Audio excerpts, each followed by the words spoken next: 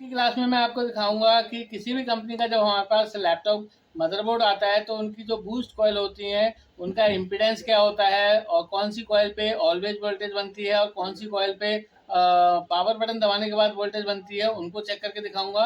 साथ के साथ आपको सीआरओ से ये चेक करके दिखाऊंगा जब हमारी स्विचिंग होती है, यानी कि मेन मॉसफेट और सपोर्टिंग मॉसफेट के द्वारा स्विचिंग होने के बाद कॉइल पे आता है तो वहाँ पे हमारा एसी प्लस डीसी मिक्स होता है, तो किस तरीके से हमारी जो कॉइल है उसको फिल्टर करके प्योर डीसी में कन्वर्ट करती है। तो ये आज मैं आपको प्रैक्टिकली वे करके दिखाऊंगा। तो ये जो चीज़ें मैं कर रहा हूँ ये आपने भी अपने स्क्रैप बोर्ड में, ओके बोर्डों में करके ट्राई करना है, क्योंकि जब आप इनको ज़्यादा से ज़्यादा करेंगे तो आप अब तक जितना भी आपने पढ़ा है वो आपको समझ में आएगा कि मैंने आपको क्या एक्सप्लेनेशन दी। तो देखिए यहाँ पे मेरे पास लेनोवो का लैपटॉप मदरबोर्ड है जो कि ये कंप्लीट ओके है, और ये लेनोवो का G5080 मॉडल है। और सबसे पहले मैं आपको ओवरव्यू दूँ तो आप देखेंगे यहाँ पे जो है हीट सिंक लगा हुआ है, और ये यहाँ पे जो चिप लगी है हमारा सीपीयू है, और इसको हम कहते हैं एसओसी। एसओसी से मतलब होता है सिस्टम ऑन चिप, और इसके अंदर आप देखेंगे बैक साइड में कोई भी आईसी नहीं लगी है, केवल एक बड़ी आईसी ये देखने को मिल रही है। इसे हम एसआईओ या फिर ईसी भी कहते हैं। ईसी से मतलब होता है आपका एम्बेडेड कंट्रोलर।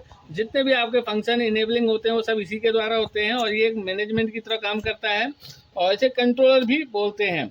और आप देखेंगे बैक एंड पे यहाँ पे एक आरटीसी सेल लगा हुआ है यहाँ पे, और यहाँ पे 2 रैम स्लॉट दिए गए हैं। यहाँ पे आप देखेंगे एक चिप और लगी है, ये हमारी ग्राफिक चिप है, और ये जो आप बोर्ड देख रहे हैं हमारा डिस्क्रीट बोर्ड है। और आप देखेंगे यहाँ पे जो ये लगी है ये ग्राफिक चिप की वीडियो रैम है। और देखता हूँ बैक एंड पे, देखिए जिस तरीके से यहाँ पे ब्लैंक स्पेस दिया है तो 4 हमारी यहाँ पे वीडियो रैम लगा रखी हैं। तो इनको कवर करने के लिए हीट सिंक लगाया गया है, क्योंकि जब हमारी एसओसी और ग्राफिक चिप चलती है तो वो हीट होती हैं, तो इसलिए यहाँ पे हीट सिंक लगाया जाता है। और आप देखेंगे यहाँ पे हमारा डीसी जैक है, और जो आज का मेन सब्जेक्ट है वो ये है कि कूल टेस्टिंग के द्वारा जो ये बूस्ट कॉइल हैं इनकी क्या इम्पिडेंस आती है उसको चेक करना बताऊंगा आपको, कैसे पता लगाएं कि हमारा जो कौन सा सेक्शन फॉल्टी है, ये सब इनसे पता चलेगा। तो आपने सबसे पहले मल्टीमीटर को बी पॉइंट पे रखना है, और मल्टीमीटर की एक तार आप रेड वाली तार को ग्राउंड पे रख लें। देखेंगे यहाँ पे मैंने एक तार को ग्राउंड पे रखा लिया है, और सबसे पहले आपने देखना है कि इनमें से कितनी कॉइल ऐसी हैं जो बीप दे रही हैं। तो आप देखेंगे ये जो सेक्शन है हमारा 3-5 का है, और आपने देखा 3-5 के सेक्शन में एक हमारी पीडब्ल्यूएम आईसी होती है, एक मेन मॉसफेट, सपोर्टिंग मॉसफेट, और एक आउटपुट कॉइल और कैपेसिटर होता है। पर यहाँ पे आप देखेंगे जो ये आईसी लगी है 3-5 की, दोनों अलग अलग हैं, और यही एक आईसी पीडब्ल्यूएम आईसी भी है, और इसी के अंदर हमारा main MOSFET, supporting MOSFET inbuilt है, और ये स्विचिंग होकर हमारी कॉइल को देती है। तो यहाँ पे आप देखेंगे मैंने मल्टीमीटर को बीप पॉइंट पे रख लिया है, और 3-5 की जो कॉइल हैं उनको बारी बारी से एक एक करके रखूंगा। तो देखेंगे यहाँ पे मुझे कोई भी बीप नहीं मिल रही है। सबसे पहले मैं आपको दिखाऊं ग्राउंड पे रख के, तो बीप साउंड आप देख सकते हैं। तो सबसे पहले आपने देखना है कि किसी भी कॉइल पे बीप नहीं मिलनी चाहिए हमें। तो जैसे मैं यहाँ पे लगाता हूँ, देखेंगे यहाँ पे जो ग्राउंड है ये आ रहा है, बीप दे रहा है, और अब मैं कॉइल पे चेक करूंगा तो देखेंगे यहाँ पे मुझे कोई भी बीप नहीं मिल रही है, और दूसरी कॉइल पे चेक करूंगा यहाँ पे भी मुझे कोई बीप नहीं मिल रही है। इसके बाद मैं इस कॉइल पे देखूंगा, यहाँ पे देखेंगे बीप आके चले गई, क्योंकि कैपेसिटर जब चार्ज होता है तो वो थोड़ी सी बीप करके डिस्चार्ज हो जाता है। यहाँ पे कोई बीप नहीं मिली। यहाँ पे कॉइल लगी है, देखेंगे यहाँ पे भी मुझे कोई बीप नहीं मिली। और यहाँ पे ग्राफिक चिप है, आप देखेंगे यहाँ पे जो इम्पिडेंस दिख रहा है मुझे 34.4 इम्पिडेंस दिख रहा है। ये हमारी चार्जिंग की कॉइल है, देखेंगे यहाँ पे भी मुझे कोई बीप नहीं मिल रहा है। और ये हमारा सीपीयू के पास लगा है वीआरएम चिप की कॉइल है, यानी कि कोर वोल्ट की कॉइल है। यहाँ पे देखेंगे बीप आ रहा है, क्योंकि इम्पिडेंस आप देखेंगे 112.7 आ रहा है। तो ये यहाँ पे इतना ओके है, क्योंकि हमारा सीपीयू लगा हुआ है, और यहाँ पे अगर 0.6 से नीचे की शांत बीप दे रहा है तो इसका मतलब हमारा सीपीयू शॉर्ट है। तो देखेंगे ये तो मैंने बीप पॉइंट पे रखा। अब मैं इसको डायोड रेंज पे रखूंगा, और डायोड रेंज पे रखने के बाद आप देखेंगे कि हमें क्या इम्पिडेंस मिल रहा है। देखेंगे यहाँ पे जो 3-5 की जो कॉइल है यहाँ पे मुझे 0.364 इम्पिडेंस मिल रहा है। दूसरी कॉइल पे अगर मैं देखूँ तो यहाँ पे मुझे 0.325 का इम्पिडेंस मिल रहा है। और जो हमारी रैम की जो कॉइल है अगर मैं इस पे चेक करूँ तो आप देखेंगे रैम की कॉइल पे मुझे 0.211 का इम्पिडेंस मिल रहा है। और जो हमारा पीसीएच की सप्लाई है यानी कि 1.05 वोल्ट, आप देखेंगे यहाँ पे जो ये कॉइल लगी है ये 1.05 की वोल्ट है, और जो कि हमारे पीसीएच के लिए जाता है, और पीसीएच हमारा इनबिल्ड हो गया हमारे एसओसी में। और आप देखेंगे यहाँ पे जो इम्पीडेंस आ रहा है 0.143 का आ रहा है, और जो ग्राफिक की है आप देखेंगे यहाँ पे 0.035 का इम्पीडेंस है, और जो चार्जिंग वाली है आप देखेंगे 0.535 का इम्पीडेंस आ रहा है। इसका मतलब ये है हेल्दी है सारी जो इम्पीडेंस आ रही है हमारी। अब मैं आपको मल्टीमीटर के द्वारा हॉट टेस्टिंग करके दिखाऊंगा और इसे ऑन करके दिखाऊंगा। देखिए यहाँ पे डीसी पावर सप्लाई है, और मैंने यहाँ पे 20 वोल्ट इसको दे दिया है और पावर ऑन कर दिया है। तो देखेंगे जैसे ही स्टैंड बाई वोल्ट यानी कि अडेप्टर की वोल्टेज हमारे लैपटॉप मदरबोर्ड में गई तो 0.14 का एम्पियर इसने ले लिया है। इसका मतलब है इस बोर्ड में डीसी इन हो गई है। तो आप देखेंगे अब मैं मल्टीमीटर को 20 वोल्ट डीसी पर रख लेता हूँ, और देखेंगे जैसे ही हमारा डीसी इन हुआ तो आप देखेंगे यहाँ पे जो कैपेसिटर लगे हैं इनपुट पे मुझे यहाँ पे 20 वोल्ट मिलेगा। तो यहाँ पे मल्टीमीटर शो नहीं कर पा रहा है क्योंकि थोड़ी सी रेंज ज़्यादा है। तो आप देखेंगे यहाँ पे जब मैं चेक करता हूँ तो आप देखेंगे हमारी वोल्टिन वाली सप्लाई आ गई है, यानी कि जो हमारी 3-5 का सेक्शन है यहाँ पे हमें 20 वोल्ट मिल रहा है। अब देखूंगा इस कॉइल की आउटपुट में मुझे क्या मिल रहा है। देखेंगे यहाँ पे आउटपुट में मुझे बिना पावर बटन दबाए 5 वोल्ट मिल रहा है, और ये वाली कॉइल हमारी 3.3 वोल्ट की है। तो देखेंगे यहाँ पे ALW कहलाएगी, यानी कि ऑलवेज वोल्टेज ऑक्सिलरी वोल्टेज, बिना पावर बटन दबाए ये वोल्टेज हमें यहाँ पे मिल रही है। और जितनी भी कॉइल है आप देखेंगे यहाँ पे मुझे कोई भी वोल्टेज नहीं मिलेगी जब तक मैं लैपटॉप को ऑन नहीं करूँगा।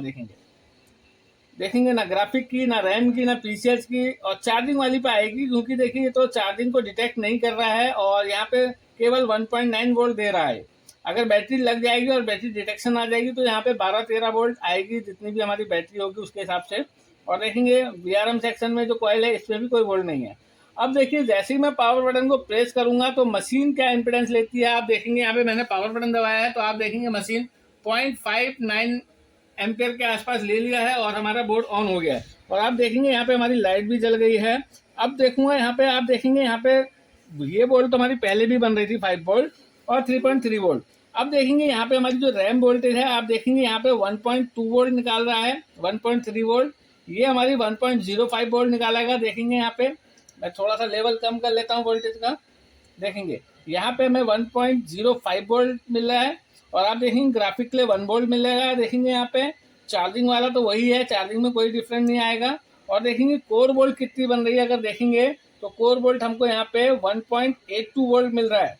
और इस तरीके से आपने हॉट टेस्टिंग करनी है। देखिए मैंने सारी कॉइलों पे आपको वोल्टेज चेक करके दिखाई। अब मैं डीएसओ की मदद से आपको ये चेक करके दिखाऊंगा कि इनकी स्विचिंग किस तरीके से होती है, यानी कि जो हमारी PWM IC है जो स्विच करके कॉइल को इनपुट करती है, तो वहाँ पे हमारा वेव कैसे बनती है और आउटपुट में प्योर डीसी कैसे बनती है। यहाँ पे मैंने डीएसओ को ऑन कर लिया है, और यहाँ पे मैं आपको दिखाऊंगा जब एक डीएसओ की जो प्रॉब है एक तार को मैंने ग्राउंड कर लिया है। और देखेंगे हमारी 5 वोल्ट की कॉइल है, जब मैं इसको टच करता हूँ तो आप देखेंगे यहाँ पे मुझे 5 वोल्ट की स्ट्रेंथ दिख रही है, यानी कि आप देखेंगे जो लाइन बन रही है जब मैं सप्लाई को देखिए प्रॉब को हटाता हूँ तो ये लाइन नीचे आ जाएगी देखेंगे। और जैसे ही मैं इसको टच करता हूँ तो आप देखेंगे डीसी का लेवल हाई हो गया है, और यहाँ पे मुझे 5 वोल्ट दिख रहा है। देखेंगे यहाँ पे मैं 3.3 वोल्ट की कॉइल को टच करता हूँ तो यहाँ पे देखेंगे 3.3 वोल्ट आ रहा है, और ये लाइन स्ट्रेट है।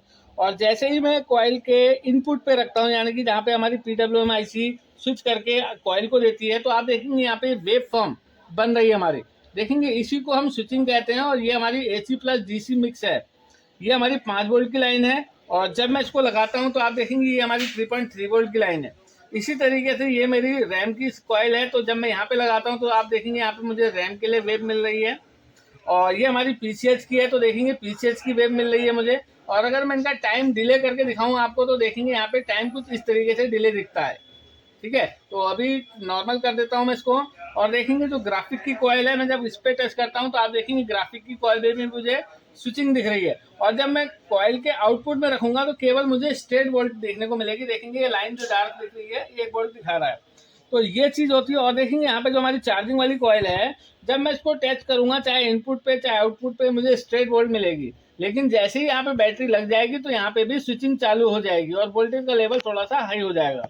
तो इस तरीके से हमने डीएसओ की मदद से देखा कि हमारा जो मदरबोर्ड है उसको हमने कूल टेस्टिंग कैसे करनी है, हॉट टेस्टिंग कैसे करनी है, और सभी कॉइलों पे हमने इम्पीडेंस कैसे चेक करनी है। अगर हमें किसी कॉइल पे बीप मिल रही है और 0-0 मिल रहा है तो यानी कि वो सेक्शन हमारा फुल्ली शॉर्ट है। तो वो शॉर्टिंग को कैसे दूर करना है वो हम step by step next video में देखते रहेंगे। और आप अपना जो बेसिक इलेक्ट्रॉनिक है उसको मजबूत करिए। देखिए रिपेयरिंग से भी ज़्यादा बेसिक इलेक्ट्रॉनिक आपकी अगर मजबूत है तो आप दिन प्रतिदिन अच्छी रिपेयरिंग कर पाएंगे, क्योंकि आप चीज़ों को समझने लगेंगे, लॉजिक समझने लगेंगे कि ऐसा क्यों हो रहा है। पूरा वीडियो देखने के लिए थैंक यू, धन्यवाद।